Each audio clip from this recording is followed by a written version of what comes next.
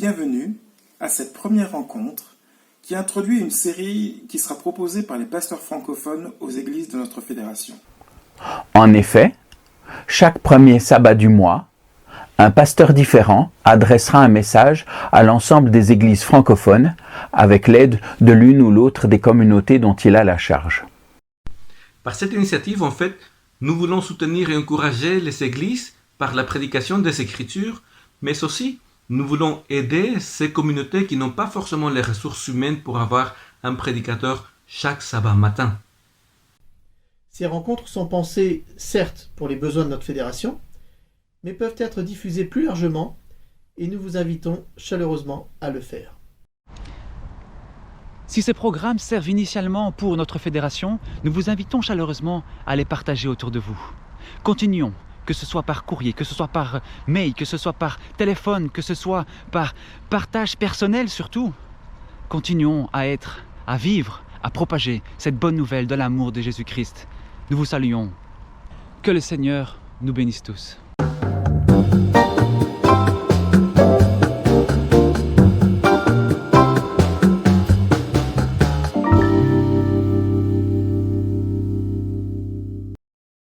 Comme il est bon de te louer, Seigneur, de te célébrer en chantant Dieu très haut, d'annoncer dès le matin ta bonté et pendant les nuits ta fidélité.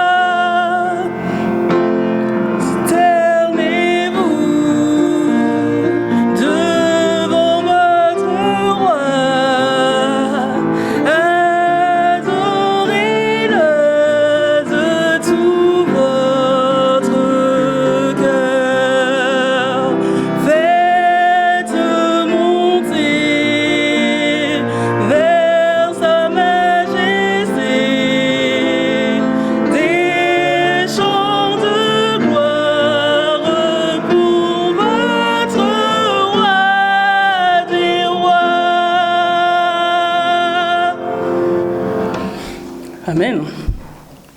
Bonjour. Je voulais vous souhaiter un très bon sabbat. Malgré cette période un peu difficile, et c'est un peu incongru d'animer une liturgie sans qu'il y ait vraiment personne dans l'église, mais on va essayer de faire ça correctement. J'espère que vous avez passé une belle semaine, ou en tout cas si elle n'était pas bonne, j'espère que vous allez passer au moins un bon sabbat. Et je vais vous inviter, en tout cas avec nous, de chanter et de célébrer Dieu de tout votre cœur et de trouver un peu de joie dans ce moment qu'on va passer ensemble. C'est ainsi que je vais vous inviter à chanter avec moi notre prochain chant, « Il est exalté », qui est le 166 dans le Donnez-lui gloire. « Il est exalté », le 166 dans le Donnez-lui gloire.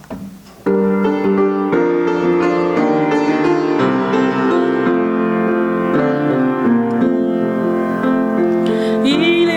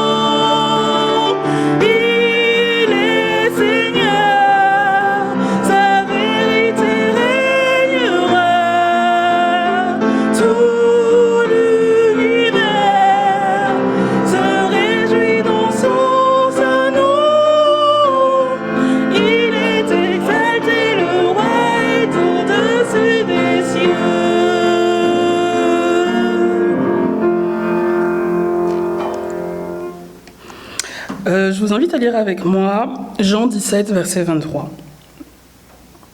Jean 17, verset 23. Il est écrit « Moi en eux et toi en moi.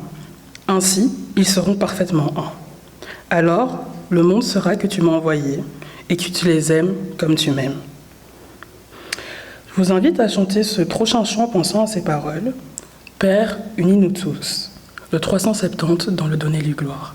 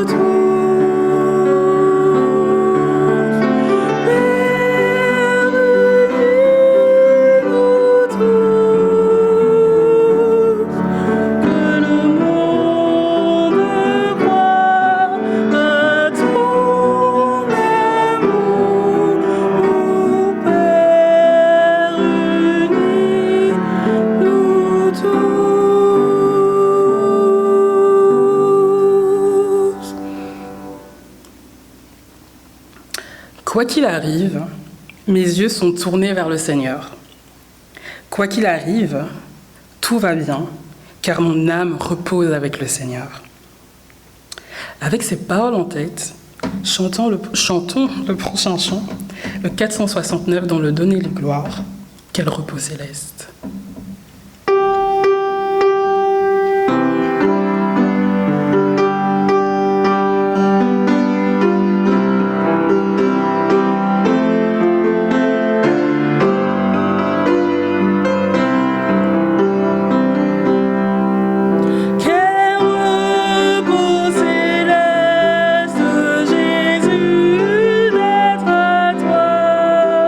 À toi pour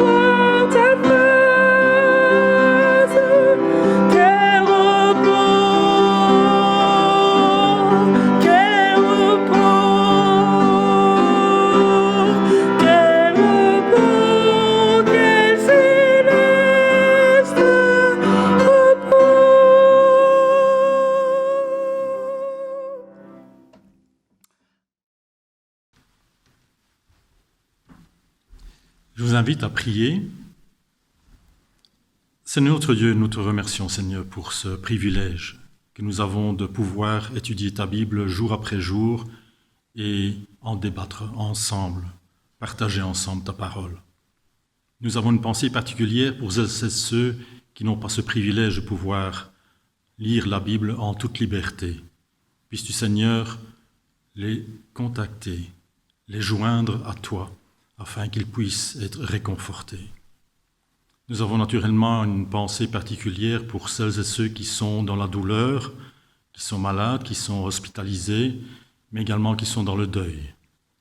Puisses-tu, Seigneur, les réconforter afin qu'ils puissent cheminer tout au long de ce beau chemin que tu nous proposes. Il suffit de tendre la main afin de te suivre.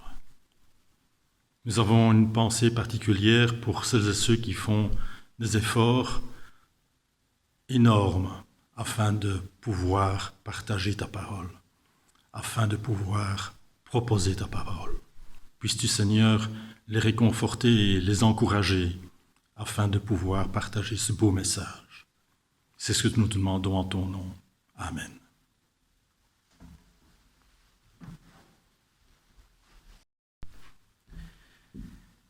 Bonjour depuis l'église de Woluwe-Saint-Lambert. Vous l'aurez peut-être reconnu, certains parmi vous. Voilà la première église depuis laquelle nous allons vous adresser un message en tant que pasteur francophone à vous tous, à vous toutes, église francophone de notre fédération.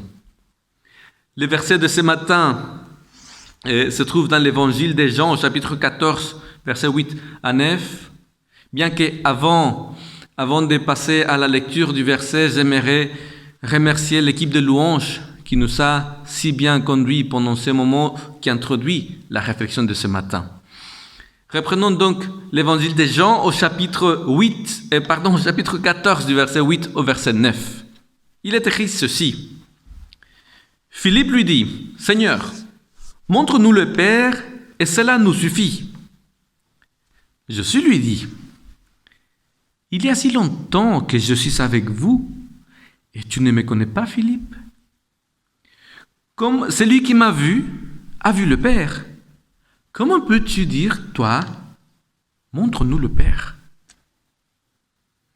Est-ce que vous avez déjà essayé de vous imaginer, de vous représenter le visage de Dieu le Père? Ses traits, sa couleur de peau, l'accent de sa voix. Les disciples, selon ce que nous raconte l'évangile de Jean, tout en suspectant que Jésus était le Messie, il faut croire que ce n'est pas comme ce qu'ils voyaient là, qu'ils se représentaient eux, le Père éternel. Et ça peut se comprendre. Imaginez un peu la meilleure personne de votre entourage. C'est qui? C'est une fille, c'est un garçon, c'est un homme, c'est une femme. C'est qui? La meilleure personne, les meilleures qualités, caractéristiques. Ok, vous l'avez? Très bien. Maintenant, dites-vous, ah tiens, probablement le Père éternel lui ressemble. Est-ce que c'est ce que vous vous dites? Très probablement pas. Parce qu'en effet, qui pourrait s'imaginer le Père éternel comme quelqu'un de notre entourage? Je pense que c'est quelque part cela qui arrivait aux disciples de Jésus, qui n'avaient pas à reconnaître en lui le Père éternel. Et pourtant, Jésus a dit, « Celui qui m'a vu a vu le Père. » Voir le Père.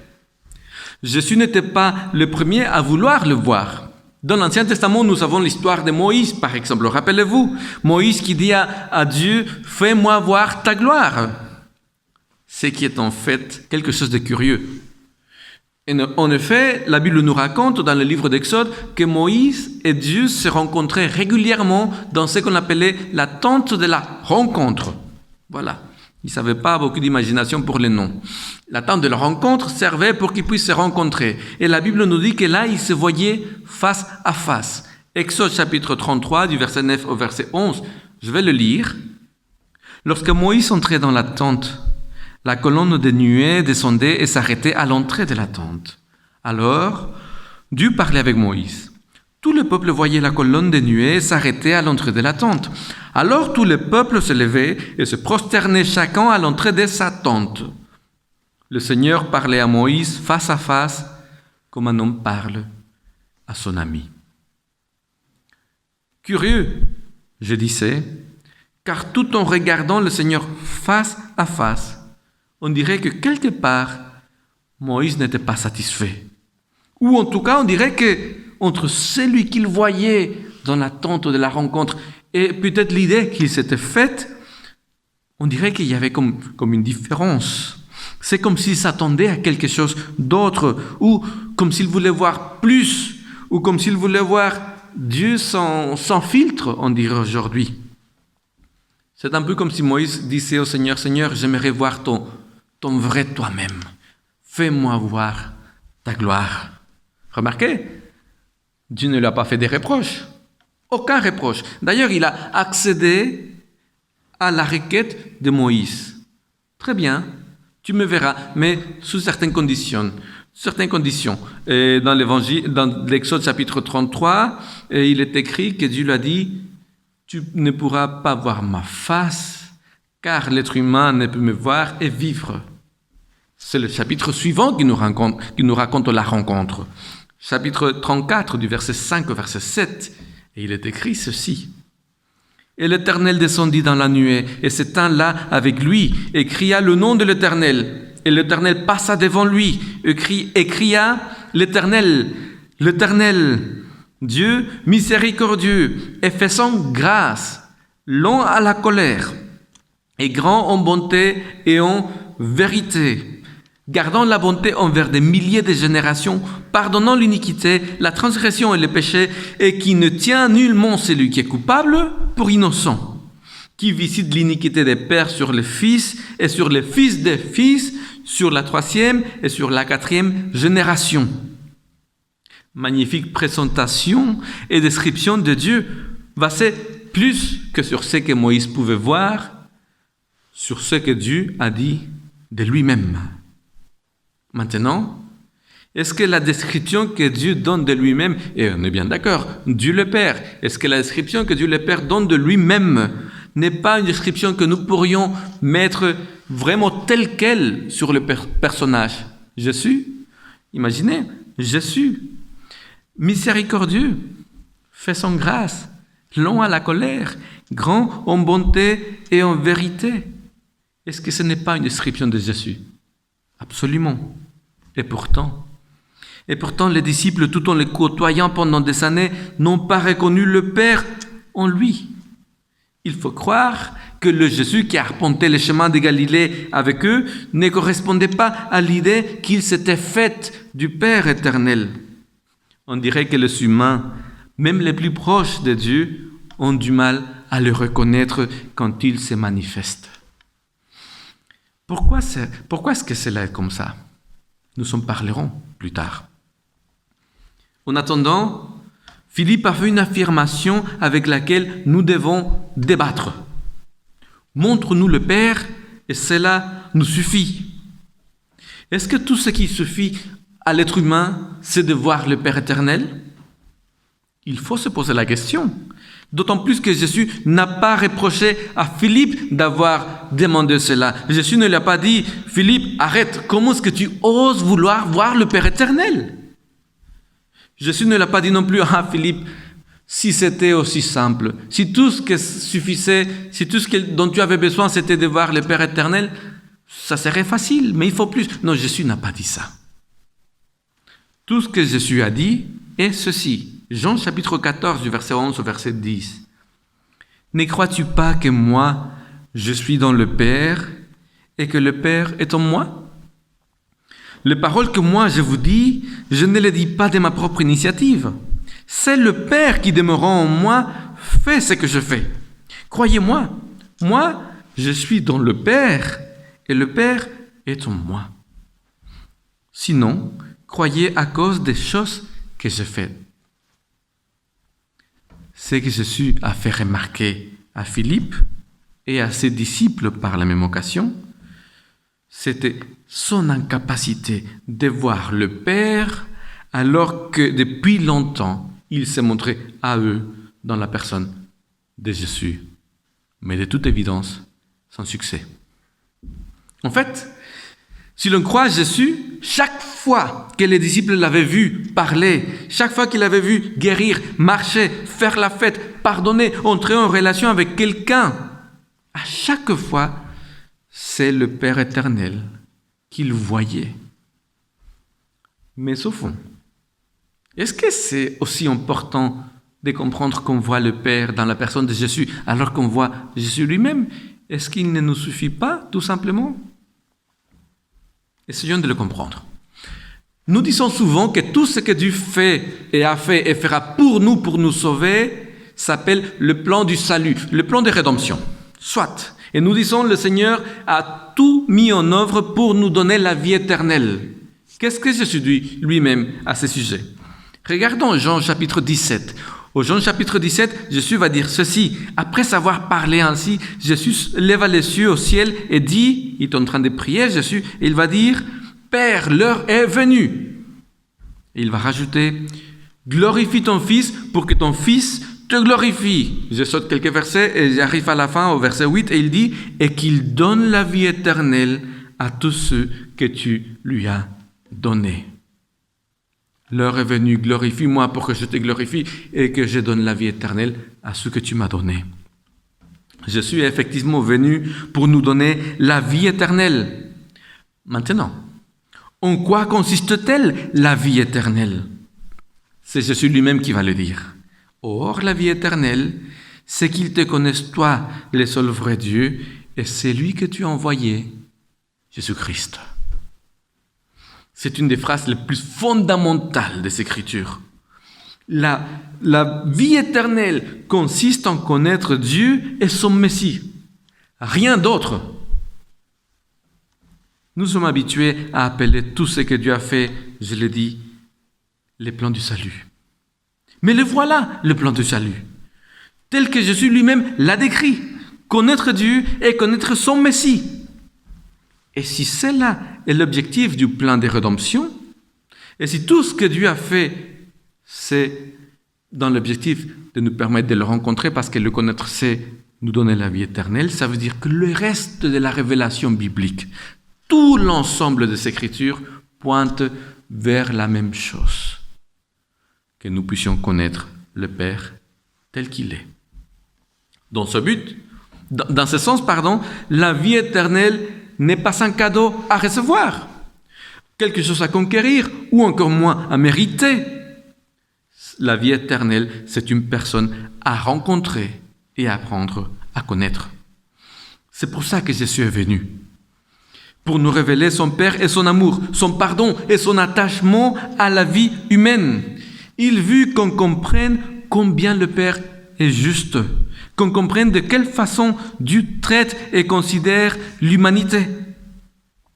Bon ou mauvais, Jésus est venu nous montrer que bon ou mauvais, il nous considère tous comme sa famille. Dans lui, il est le Père. Mais peut-être que certains considèrent et pensent que les seuls enfants de Dieu sont ceux qui obéissent, qui viennent le sabbat à l'église et qui donnent leur dîme. Peut-être qu'il y a des personnes qui pensent qu'il n'y a que les bons chrétiens qui sont les enfants, les véritables enfants de Dieu. Pour le dire, comme l'a dit J. Maxwell, comment comptez-vous vos propres enfants? Sur la base de leur comportement? Est-ce qu'aujourd'hui vous dites, j'ai 2 enfants, et demain vous direz, ah non, aujourd'hui j'en ai qu'un, et peut-être que la moitié des 1, parce que franchement, si vous voyez comment ils se comportent, est-ce que c'est comme cela que vous comptez vos enfants? J'imagine que non. Que nos enfants soient bons ou mauvais, ils restent toujours et seront toujours nos enfants. Et c'est la même chose pour le Seigneur. C'est la même chose pour notre Créateur. Peu importe comment il se comporte, ses enfants restent ses enfants. La preuve, nous avons tous péché. Et pourtant, Dieu nous considère de sa famille.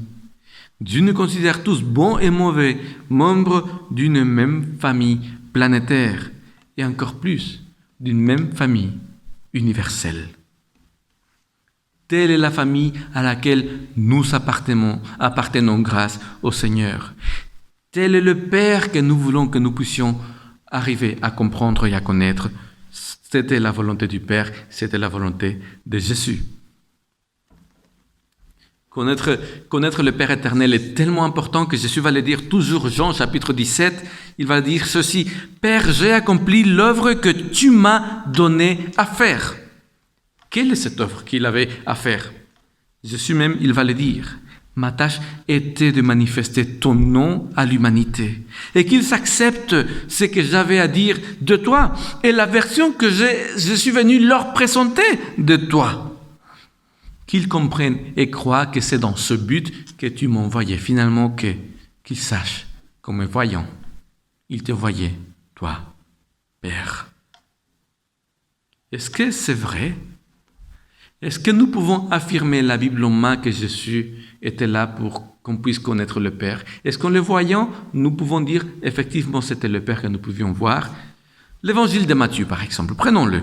Matthieu chapitre 1, verset 23, il va le lire à sa façon. La Vierge sera enceinte, elle mettra au monde un fils et on l'appellera Emmanuel. Ce qui signifie, voilà, vous le savez, Dieu avec nous. Et il est en train de citer le prophète Esaïe. Marc, de son côté, il va citer un autre prophète. Il va citer le prophète Malachie. Et Marc dit ceci, « Voici le commencement de l'évangile de Jésus-Christ, Fils de Dieu. Conformément à ce qui est écrit dans les prophètes, voici, j'envoie mon messager pour te préparer le chemin. C'est la voix de celui qui crie dans le désert, préparez le chemin du Seigneur, rendez ses sentiers droits. » Il convient de dire que le verset, que le texte que Marc est en train de citer de Malachie, c'est Dieu lui-même qui est en train de parler au prophète. Et le Seigneur est en train de dire à Malachie, écoute, j'enverrai mon messager. Et lui, il préparera le chemin. Et il ne dit pas pour mon envoyé. Il ne dit pas préparer le chemin pour le Seigneur, celui que je vais envoyer. Dieu dit à Malachie, j'enverrai mon prophète, mon messager, pour qu'il me prépare la voie. Paul, il va le dire dans l'épître aux Romains, à l'église qui se trouve à Rome, ceci. Le Dieu juste, le Dieu de grâce, le Dieu qui libère, c'est en Jésus-Christ que nous le connaissons. À l'église de Corinthe, Paul va dire, mon seul objectif auprès de vous a été de prêcher le Christ et le Christ crucifié, car c'est en lui seul qui se trouve la sagesse que Dieu a voulu manifester, révéler à l'humanité. Et nous pourrions continuer livre après livre, et nous ne ferions que confirmer que et les Écritures et le ministère de Jésus poursuivaient le même but, nous faire connaître le Père tel qu'il est. Tel qu'il est, je dis, mais tel qu'il est vraiment. Car dès les premières pages de la Bible, nous rendons compte que l'image de Dieu a été rudement attaquée. En fait, Dieu venait à peine de créer l'être humain que Satan leur a dit que leur créateur était un être de mensonge, qu'il ne leur avait pas dit toute la vérité, que de façon arbitraire et égoïste, Dieu voulait qu'ils restent dans l'ignorance. Il leur a dit que Dieu ne voulait pas qu'ils sachent que eux, les humains, en prenant le fruit interdit, ils seraient pu atteindre leur véritable niveau. Quel niveau? L'immortalité? Non, plus encore, la divinité. Voilà comment le livre de la Genèse au chapitre 3 le raconte. Le serpent était le plus rusé de tous les animaux des champs que l'Éternel Dieu avait fait. Il dit à la femme, Dieu a-t-il réellement dit, vous ne mangerez pas de tous les arbres du jardin? La femme dit au serpent, nous mangeons du fruit des arbres du jardin. Mais quant au fruit de l'arbre qui est au milieu du jardin, Dieu a dit, vous n'en mangerez pas, vous n'y toucherez même pas, sinon vous mourrez. Alors le serpent dit à la femme, vous ne mourrez pas du tout. Mais Dieu sait que le jour où vous en mangerez, vos yeux s'ouvriront et que vous serez comme des yeux, connaissant le bien et le mal. Comme nous le comprenons bien, nous nous rendons compte que le péché n'est pas entré dans le monde par la désobéissance, mais à cause de la méfiance de l'être humain envers Dieu, envers son Créateur. Adam et Ève ont péché en acceptant de croire que leur père était tel que le serpent le leur décrivait. Et en faisant confiance au serpent, ils ont brisé les liens familiaux qui les unissaient au Créateur. Ils ont mangé le fruit interdit et le résultat ne s'est pas fait attendre.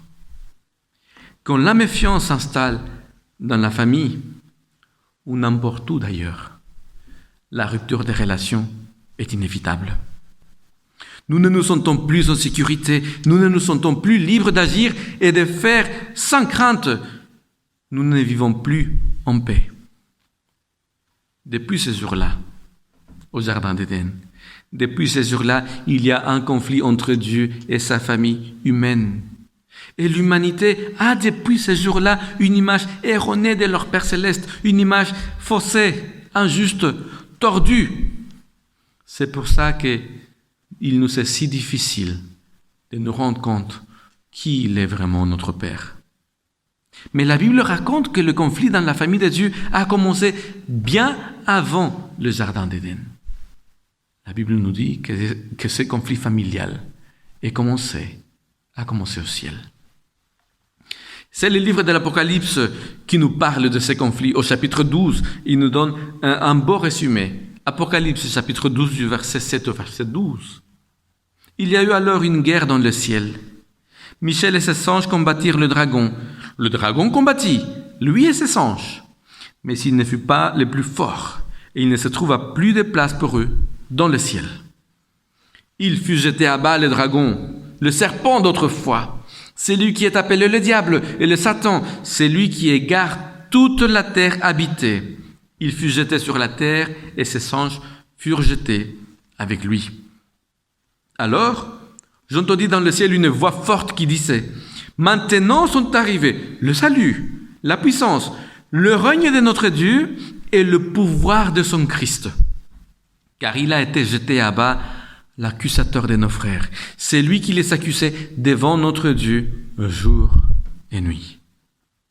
Mais eux, ils l'ont vaincu à cause du sang de l'agneau et à cause de la parole de leur témoignage. Ils n'ont pas aimé leur vie, même face à la mort. Aussi, soyez en fait cieux et habitants des cieux. Mais quel malheur pour vous, terre et mer, et c'est là que nous habitons, car le diable est descendu vers vous en grande fureur, sachant qu'il lui reste peu de temps.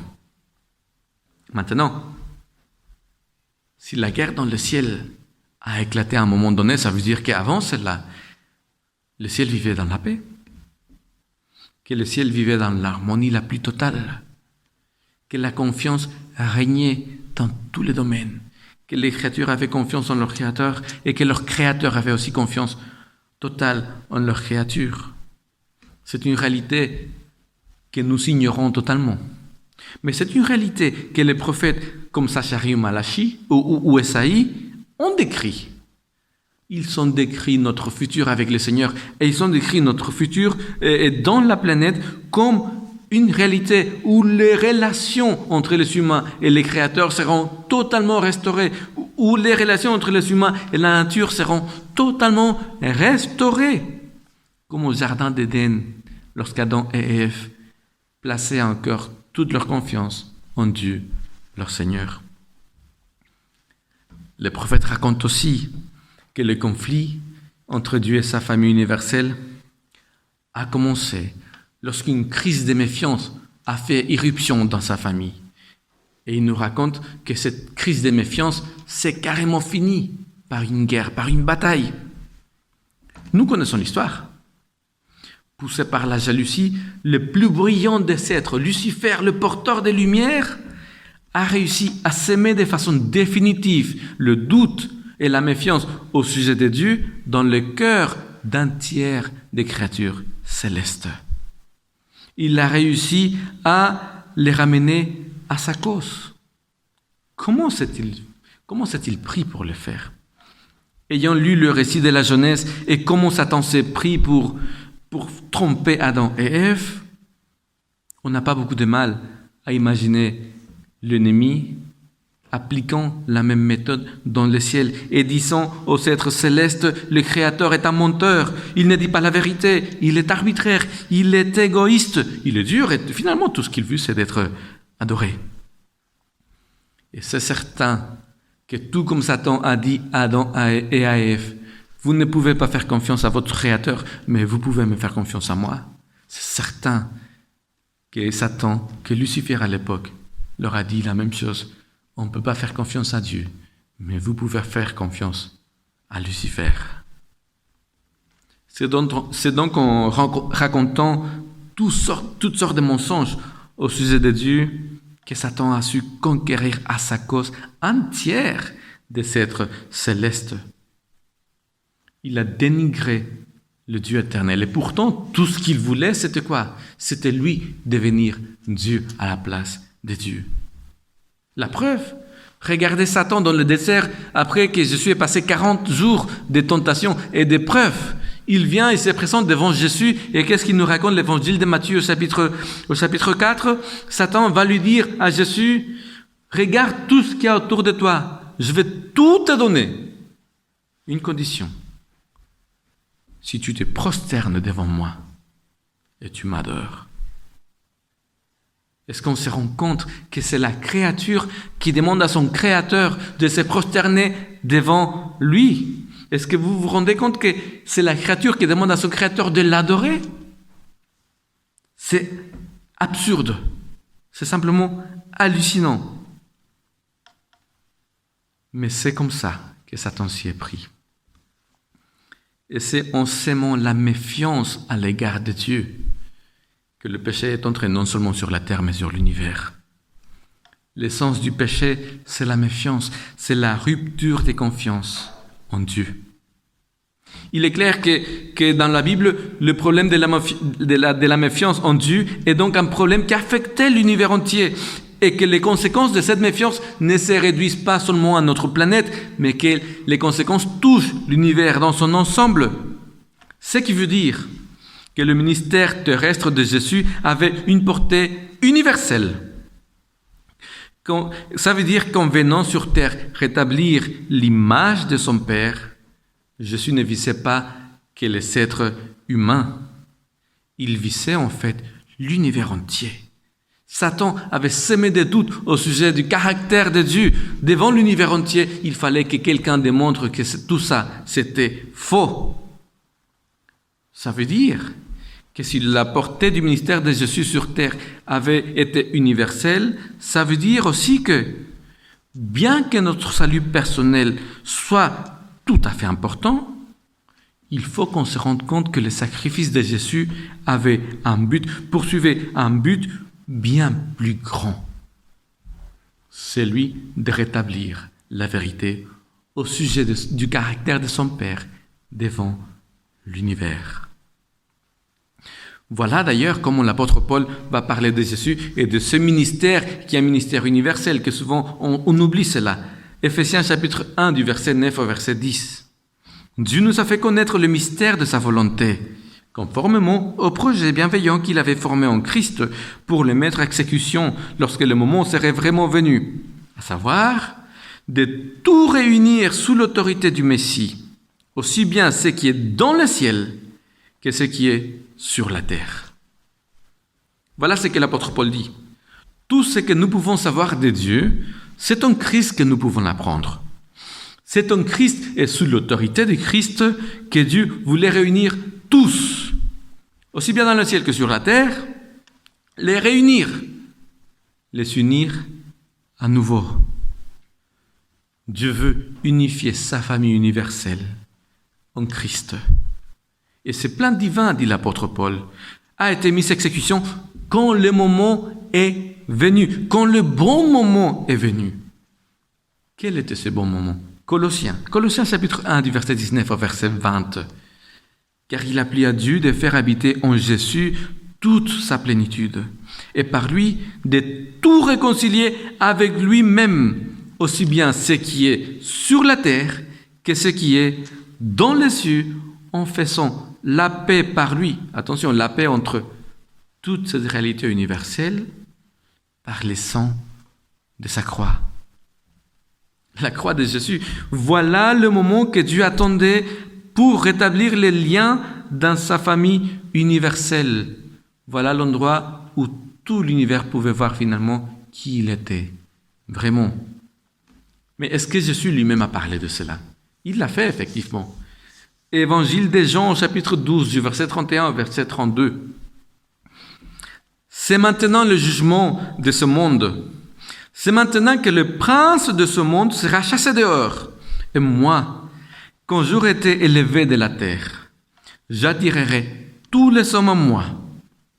Il disait cela pour signifier de quelle mort il allait mourir. Vous allez me dire, mais qu'est-ce que ça a à voir? Je suis en train de parler de son ministère sur terre, sa croix et l'humanité. Oui, bien sûr. Quand on lit comme ça, c'est clair, mais quand on lit le texte en grec, on se rend compte que cette traduction, c'est une traduction plutôt libre. Le texte grec ne dit pas « j'attirerai tous les hommes à moi ». Le texte grec dit tout simplement « quand je serai élevé, j'attirerai tous, panta, tous à moi ». Cela pourrait sembler un détail. Mais quand on apprend, quand on comprend que la démonstration du véritable caractère de Dieu manifesté par Jésus sur la croix était adressée non seulement à la terre, mais à l'univers entier, on comprend pourquoi Jésus a simplement dit « j'attirerai tous à moi ».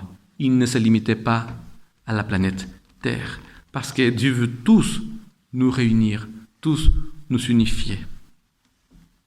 Mais la question reste. Est-ce que Dieu ne pouvait-il pas tout simplement éliminer Satan et ses adeptes? Est-ce qu'il n'en est pas capable? Oui, bien sûr. Mais quand nous pensons que le Dieu Tout-Puissant n'a pas réussi à convaincre un tiers de ses enfants de lui faire confiance et de rester avec lui, qu'est-ce que nous aurions pensé de lui si nous avions appris par la suite qu'il les avait contraints par la force à rester et à lui faire confiance? Nous comprenons que la guerre que Satan avait lancée n'était pas une lutte pour savoir qui était le plus fort, mais qui était le plus fiable de deux. Nous comprenons alors que cette guerre ne peut pas être gagnée par la force, mais seulement par la restauration de la confiance, la restauration totale de la confiance en Dieu. Dieu veut restaurer la paix dans sa famille universelle, mais il veut le faire en restaurant de façon définitive la confiance de tous ses enfants en lui, car c'est la seule façon d'assurer une paix qui perdure pendant l'éternité. Mais cela n'était possible, je l'ai déjà dit, cela n'était possible que si les accusations de Satan étaient démontrées fausses. Et c'est ce que Jésus a fait sur la croix. C'est là qu'il a donné la plus grande démonstration du véritable caractère de Dieu. Un Dieu qui a choisi de descendre sur les champs de bataille de la méfiance, le cœur dans la main, et sans violence. Et avec amour, il a remporté la victoire. C'est pour ça que sur la croix, Jésus a déclaré « Tout est accompli. Il n'y a plus rien, il ne reste plus rien à prouver. » Dans le cadre du conflit universel, dans le contexte du conflit universel, personne ne pouvait plus douter du véritable caractère de Dieu après la croix de Christ. Le livre de l'Apocalypse, d'ailleurs, et d'autres livres nous racontent, nous décrivent des multitudes en liesse dans le ciel. Et c'est des multitudes qui ne sont pas des multitudes humaines et qui déclarent « Seigneur, tu es digne ». Pour l'univers entier, le Christ a démontré que lui et son Père, ils sont dignes de leur confiance. Mais si la révélation du véritable caractère de Dieu par le ministère de Jésus, ici sur la terre, et en particulier par la croix, si cette révélation a poussé l'univers à remettre sa confiance totale en Dieu, ce n'est pas encore le cas ici sur terre. Sur terre, la bataille de la méfiance en Dieu fait encore rage. Et il faut s'en rendre compte. Même si les humains décidaient, même si nous décidions un jour de ne pas accorder notre confiance à Dieu, il faut qu'on le sache, la guerre au niveau universel a déjà été gagné il y a plus de 2000 ans. Tout est accompli, a dit Jésus. Devant l'univers entier, Dieu n'a plus rien à prouver, car c'est Jésus qui a tout prouvé. Et ce n'est pas notre décision pour ou contre Dieu qui va faire l'univers changer d'avis à cet égard. Dans ce conflit universel, il faut qu'on se le dise, nous sommes les seuls qui restons à convaincre que Dieu est digne de confiance. Et si Dieu souhaite nous convaincre de lui faire confiance, ce n'est pas parce qu'il aurait besoin de prouver quoi que ce soit. S'il veut nous convaincre qu'il est digne de confiance, c'est simplement pour nous faire bénéficier de sa victoire. Avant que Jésus ne revienne sur terre, bien sûr, il y aura des événements difficiles. Mais Dieu les retient encore, car il veut que ses enfants aient le temps de comprendre qui il est vraiment et sa véritable façon de gouverner. C'est pour ça que nous savons, nous, croyants, nous qui l'avons rencontré, nous qui disons l'avoir connu, c'est pour ça que nous devons porter au monde la vérité au sujet du caractère de Dieu. Annoncer dans le cadre du conflit universel comment Jésus s'est pris pour établir cette vérité. Il faut que l'humanité sache que le message de la croix est bien plus que payer une peine légale pour que Dieu accepte de me pardonner. Il faut que le monde sache que la croix est bien plus que dans le but de me sauver, moi. La croix rétablit devant l'univers entier la vérité au sujet du Père. Elle annonce que Dieu finira la guerre et qu'il confirmera par son amour la loyauté de sa famille universelle à son égard. Et qu'il apportera certains parmi vous, certains parmi nous, avec lui. Ceux et celles qui finalement se diront, oui effectivement, Dieu est digne de toute notre confiance. Nous voyons pourquoi il est si important de restaurer la vérité au sujet du caractère de Dieu, car c'est la seule manière de restaurer la confiance des humains envers leur Créateur. Jésus l'a dit, la vie éternelle consiste en connaître le Père et le connaître tel qu'il l'a révélé lui-même. Ce n'est pas pour rien qu'il a dit « Qui m'a vu, a vu le Père ».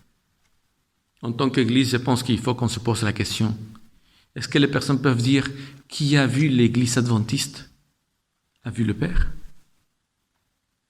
Est-ce que les personnes peuvent dire « Quand je vois ces croyants-là, j'ai envie de redonner toute ma confiance à Dieu le Créateur ». Et encore, Dieu nous invite en tant que croyants à vivre remplis d'espoir et de joie, car Jésus a remporté la victoire sur la croix. Peut-être que se rappeler que Jésus a déjà remporté la victoire nous permettrait de ne plus vivre autant sur la défensive. On est du bon côté, pas parce que nous ayons fait quelque chose, mais parce que Jésus a tout fait. La victoire est assurée. Nous pourrions vivre une vie beaucoup plus sereine et en paix, sans autant nous préoccuper de ce qui va à venir. Dieu ne peut pas perdre, voilà la bonne nouvelle. Il a déjà remporté la victoire, il a déjà gagné la guerre. Il a démontré sur la croix qu'il est véritablement digne de confiance. Encore une fois, le reste de l'univers a déjà fait son choix. Il n'y a que nous qui manquons à l'appel. Et tel que l'apôtre Paul le dit à l'église de Corinthe, l'univers entier nous regarde et attend. Qu'allons-nous décider ? Allons-nous remettre notre confiance pleine en Dieu ? Personne ne peut décider à ta place. Est-ce que tu vas finalement donner toute ta confiance à ton Père éternel ? Je ne sais pas. Mais en tout cas, c'est la meilleure chose que je puisse te souhaiter. C'est la meilleure chose que je puisse nous souhaiter tous en tant qu'Église. Que le Seigneur nous bénisse. Amen.